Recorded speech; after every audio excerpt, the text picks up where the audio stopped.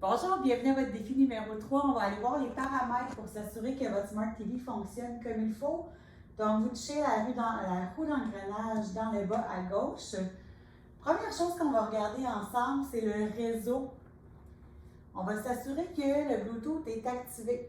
Donc, selon si c'est votre première utilisation ou pas de la Smart TV, des fois de votre côté, ça se peut que ce soit activé ou désactivé. Donc, vous faites simplement vérifier.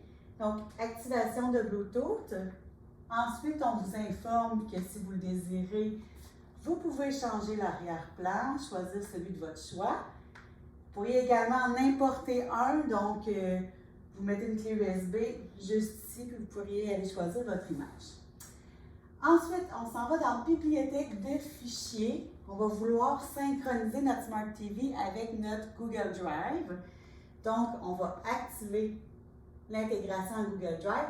Vous pourriez aussi activer l'intégration en OneDrive. Si des fois vous avez des fichiers sur votre OneDrive, ça sera déjà fait. On s'en va ensuite dans Tableau blanc et on va s'assurer que Écrire et dessiner avec le doigt est activé. Ensuite, Notification. On va aller un petit peu plus bas.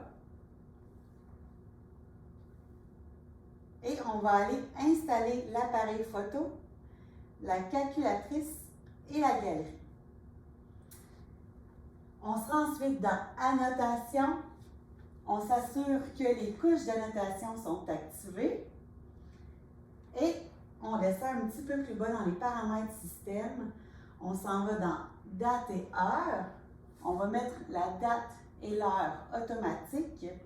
Donc, les changements d'heure vont se faire automatiquement. La langue. Le deuxième niveau, bon, donc le premier c'est français évidemment. Le deuxième, la langue de conversion de l'encre en texte, on va le mettre à français. Ça, c'est quand vous allez écrire avec votre crayon ou avec votre doigt. On va reconnaître l'écriture et on va la transformer en texte. Donc, on va la mettre à français aussi. Français Canada. Il y a un petit pack à télécharger. On appuie sur le bouton bleu « Commencer le téléchargement ».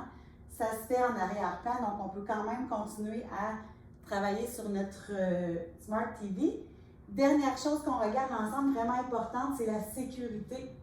Vous allez avoir, dans certaines versions de Smart TV, une version où est-ce que lorsque vous allez écrire votre mot de passe, on va le voir. Donc, on veut le cacher pour les élèves, évidemment. Vous allez avoir ici une case à désactiver qui dit « Afficher le mot de passe ». Donc, vous faites simplement la désactiver et ça va devenir des petites pastilles noires, donc votre mot de passe sera caché pour les élèves.